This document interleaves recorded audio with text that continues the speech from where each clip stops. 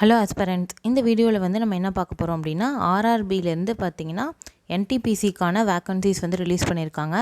கிட்டத்தட்ட 8000 வேக்கன்சிஸ் வந்து இருக்குது. ஒரு 5 போஸ்ட் இருக்குது. குட்ஸ் ட்ரெயின் மேனேஜர், இது மாதிரி senior clerk cum typist post இருக்குது. Junior account assistant cum typist, இது ரெண்டுமே டைப் பண்ணுறாங்கல்ல, டைப்பிஸ்ட் கற்றுக்கிட்டவங்களுக்கான வந்து post. Chief commercial cum ticket supervisor, அப்புறம் ஸ்டேஷன் மாஸ்டர், இது மாதிரி ஒரு 5 போஸ்டிங் வந்து கொடுத்துருக்காங்க. இதில் வந்து பார்த்திங்கன்னா ஸ்டேஷன் மாஸ்டருக்கு வந்து என்னென்னா 3 எக்ஸாம் இருக்குது, 2 சிபிடி இருக்கும். அது இல்லாமல் வந்து கம்ப்யூட்டர் பேஸ்டு ஆப்டிடியூட் டெஸ்ட்டும் வந்து இருக்குது. ஓகேவா? மற்ற 2 போஸ்ட்டுக்கு பார்த்திங்கன்னா 2 எக்ஸாம் தான். சிபிடி ஒன்று ஃபஸ்ட் ஸ்டேஜு, ரெண்டாவது ஸ்டேஜில் ஒரு சிபிடி. இது மாதிரி வந்து என்னென்னா இது ரெண்டும் வந்து எப்படி இருக்கும் அப்படின்னு சொல்லிட்டு இந்த வீடியோவில் பார்க்கலாம். ஃபஸ்ட்டு சிபிடி எப்படி இருக்கும் பாருங்கள். 90 மினிட்ஸ் டைம், 1.5 மணி நேரம் டைம். 1.5 மணி நேரத்தில் பார்த்திங்கன்னா எவ்வளோ கொஷின்ஸ் இருக்குன்னா, மொத்தம் 100 கொஷின்ஸ் வந்து நம்ம அடிக்கணும். 40 கொஷின் ஜென்ரல் அவேர்னஸ் அப்படின்னா ஜென்ரல் நாலேஜ்லேருந்து கேட்குறாங்க. 30 கொஷின் மேக்ஸ்லேருந்து கேட்குறாங்க. ஜென்ரல் இன்டெலிஜென்ஸ் அண்ட் ரீசனிங் இதுலேருந்து ஒரு 30 கொஷின் கேட்பாங்க. மொத்தம் வந்து 100 கொஷின் வந்து இருக்குது.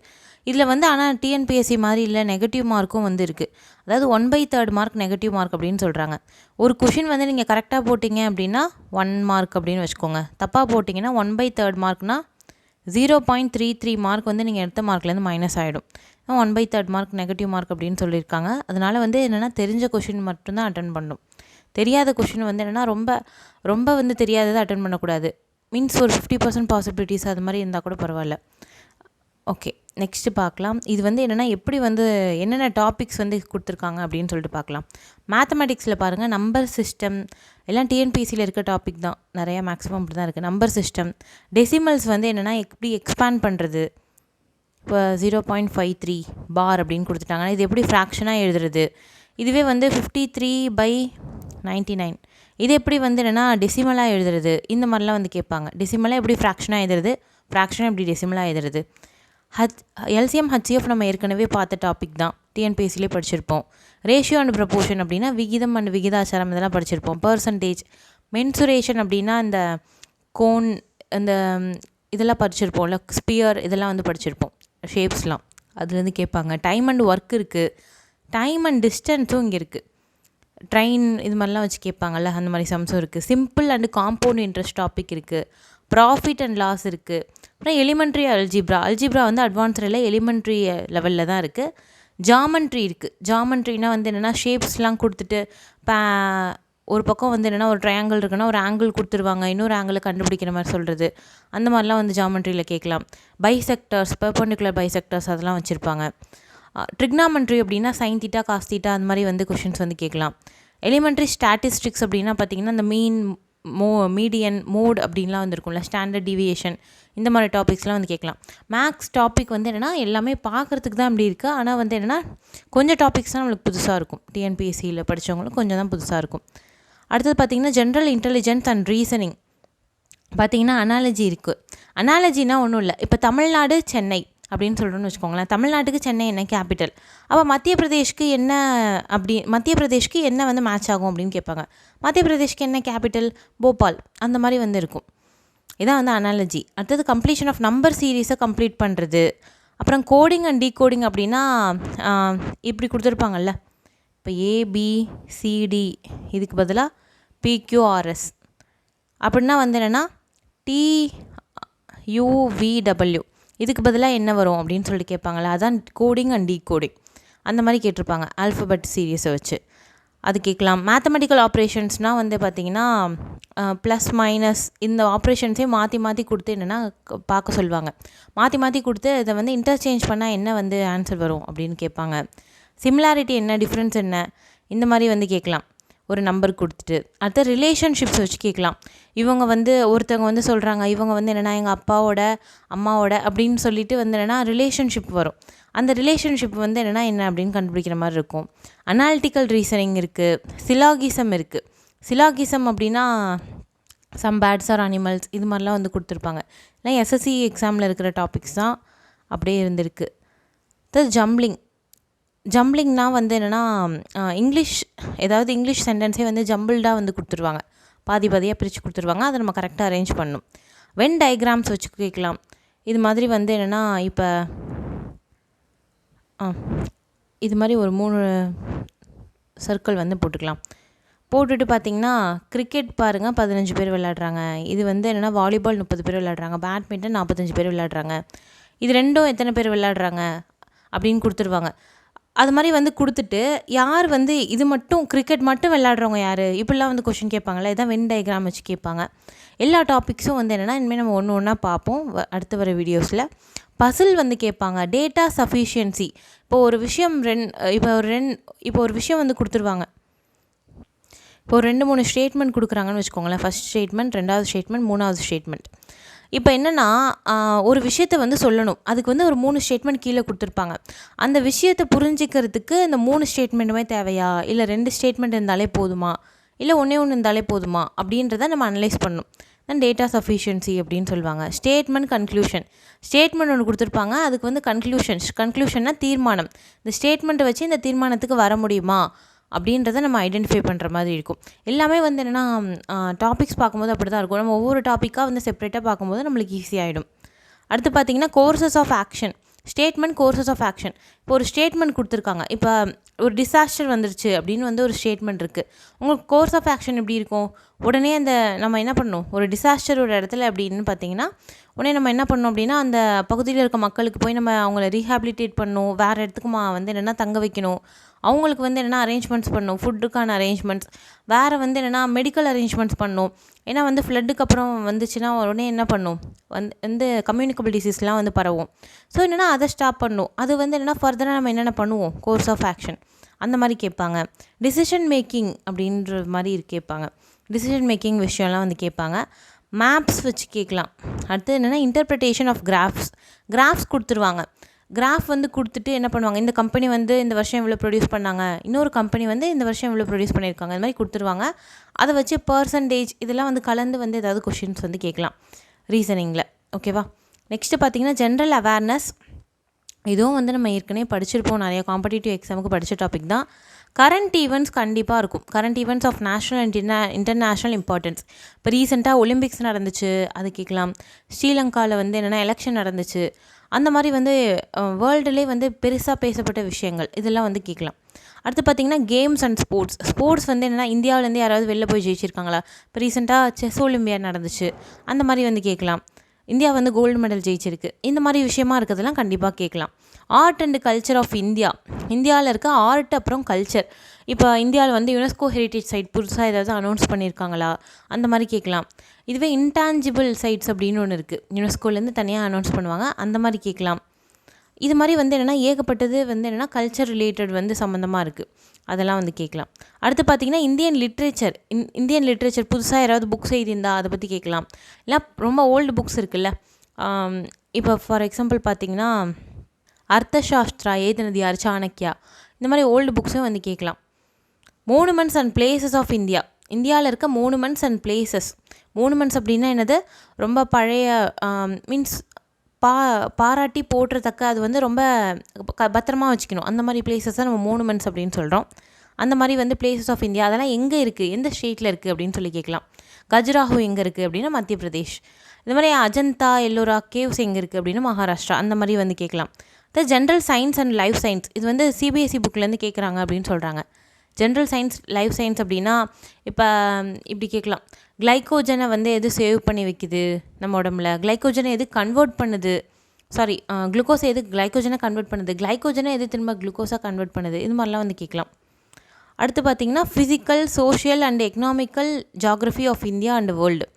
ஃபிசிக்கல் ஜாகிரஃபி அப்படின்னா எங்கே வந்து ஆறு இருக்குது, எங்கே மலை இருக்குது, இது மாதிரிலாம் படிக்கிறது ஃபிசிக்கல் ஜாகிரஃபி. இது வந்து இயற்கையாக இருக்கிறது. சோஷியல் ஜாகிரஃபி அப்படின்னு பார்த்திங்கன்னா மக்கள், எங்கே வந்து எந்த மக்கள் வாழ்கிறாங்க, எங்கே ட்ரைபல் பீப்புள் வாழ்கிறாங்க, எங்கே அந்த ட்ரைபல் பீப்புள் பேர் என்ன, இப்போ அருணாச்சல் பிரதேஷில் என்னென்ன ட்ரைப்ஸ் வாழ்கிறாங்க, இப்போ மேகாலயாவில் பார்த்திங்கன்னா காசி ட்ரைப்ஸ், கேரோ, ஜெயின்டியா அந்த மாதிரி ட்ரைப்ஸ்லாம் வாழ்கிறாங்க. அந்த மாதிரி எந்த ஸ்டேட்டில் எந்த ட்ரைப்ஸ்லாம் வாழ்கிறாங்க, அவங்க வந்து அவங்களுடைய டான்ஸு, ஃபெஸ்டிவல் இதெல்லாம் வந்து ஆர்ட் அண்ட் கல்ச்சரில் வரும், அந்த மாதிரி நம்ம படிப்போம். அடுத்து பார்த்திங்கன்னா Indian polity and economic geography அப்படின்னு பார்த்திங்கன்னா வேர்ல்டு லெவலில் எக்கனாமிக்ஸ் பற்றி பேசலாம். இப்போ பார்த்திங்கன்னா ஜிடிபி எப்படி இருக்குது, அந்த மாதிரி வந்து ஜாகிரஃபியும் இங்கே வந்து கேட்கலாம். இந்தியன் பாலிட்டி அண்ட் கவர்னன்ஸ் அப்படின்னு சொல்லியிருக்காங்க. Constitution and political system. Indian பாலிட்டியை பொறுத்த வரைக்கும் கான்ஸ்டியூஷன் படிக்கணும். இந்தியாவில் இருக்க பொலிட்டிக்கல் சிஸ்டம் எப்படி இருக்குது, இதில் ஏதாவது சேஞ்சஸ் இருக்கா, ஏதாவது புது லா கொண்டு வந்திருக்காங்களா, சீஃப் ஜஸ்டிஸ் மாறுறாங்களா, இல்லை வேறு ஏதாவது புதுசாக வந்து அமெண்ட்மெண்ட் கொண்டு வராங்களா, இதெல்லாம் வந்து கேட்கலாம். அடுத்து வந்து general scientific and technological developments. Scientific and technological developments வந்து ஏதாவது இருந்தால் அதை பற்றி பேசுவாங்க. டிஆர்டிஓ ஏதாவது புதுசாக வந்து மிசைல் வந்து கொண்டு வந்திருக்காங்களா, அதை செக் பண்ணுறாங்களா, அதை பற்றி வந்து கேட்பாங்க. இஸ்ரோ வந்து ஏதாவது புதுசாக வந்து ராக்கெட் லான்ச் பண்ணுறாங்களா, புதுசாக ஏதாவது பில்ட் பண்ணுறாங்களா, இன்ஜின் ஏதாவது பில்ட் பண்ணுறாங்களா, இதெல்லாம் வந்து கேட்கலாம். இப்போ வந்து ககன்யான் ஸ்பேஸ் ப்ரோக்ராம் நடக்க போகுது, அந்த மாதிரி வந்து இதெல்லாம் வந்து அப்கமிங்காக இருக்கோ அதெல்லாம் வந்து கேட்கலாம். அடுத்து UN and other important world organisation. UN பற்றி நிறைய கொஷின்ஸ் வந்து வரலாம். யூஎனில் புதுசாக இந்தியாவிலேருந்து யாராவது ரெப்ரசன்டேட்டிவாக அப்பாயிண்ட் பண்ணுறாங்களா, இல்லை யூஎன்லேருந்து இந்தியாவுக்கு வந்து ஏதாவது சொல்கிறாங்களா, இல்லை வந்து பொதுவாகவே யூஎனில் வந்து வேறு ஏதாவது விஷயம் நடந்தாலும் வந்து கேட்கலாம். யூஎன் பற்றி அந்த ஸ்ட்ரக்சரே படிச்சுக்கணும். யூஎன் வந்து எப்போ ஆரம்பித்தாங்க, யுஎன்ஓ, அது கீழே இருக்க அதர் இம்பார்ட்டன்ட் வேர்ல்டு ஆர்கனைசேஷனை WHO பற்றி கேட்கலாம். அடுத்தது FAOனா ஃபுட் அண்ட் அக்ரிகல்ச்சர் ஆர்கனைசேஷன். அடுத்தது ILOனா லேபர் ஆர்கனைசேஷன். IMF பற்றி கேட்கலாம், வேர்ல்டு பேங்க் பற்றி கேட்கலாம். இந்த மாதிரி வேர்ல்டில் முக்கியமான ஆர்கனைசேஷன் அதை பற்றி கேட்கலாம். அடுத்து பார்த்திங்கன்னா environmental issues concerning India and world at large. Environmental இஷ்யூஸ்னால் பார்த்திங்கன்னா இந்த ஆசிட் ரெயின், அப்புறம் குளோபல் வார்மிங் பற்றி கேட்கலாம். இல்லைனா வந்து பார்த்திங்கன்னா இந்த கடல் நீர் மட்டம்லாம் வந்து அதிகமாகுதுன்னு சொல்கிறாங்களே அதை பற்றி கேட்கலாம். இந்த மாதிரி ஏதாவது என்விரான்மெண்டல் இஷ்யூஸ், இப்போ ஏதாவது ஒரு அனிமல் வந்து அழியிற மாதிரி இருக்கா, என்டேஞ்சர்டு அப்படின்ற டேக்கில் இருக்கா, இதெல்லாம் பற்றி கேட்கலாம். அதான் வந்து சொல்லியிருக்காங்க. அடுத்து பாருங்கள், basics of computer and computer application.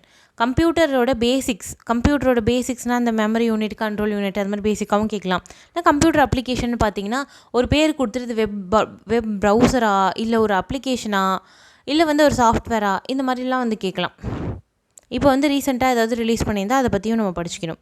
காமனாக இருக்கிற அப்ரிவேஷன்ஸ்னால் காமனாக என்னென்ன இருக்குது அப்படின்னு பார்த்திங்கன்னா நிறையா அப்ரிவேஷன்ஸ் வந்து நம்ம பார்ப்போம். இப்போ யுனெஸ்கோனா என்ன, யூனிசெஃப்னா என்ன, இது மாதிரி அப்ரிவேஷனை எக்ஸ்பேண்ட் பண்ண சொல்லி கேட்கலாம். அடுத்து பார்த்திங்கன்னா டிரான்ஸ்போர்ட் சிஸ்டம்ஸ் ஆஃப் இந்தியாவில் இருக்க டிரான்ஸ்போர்ட் சிஸ்டம்ஸ்.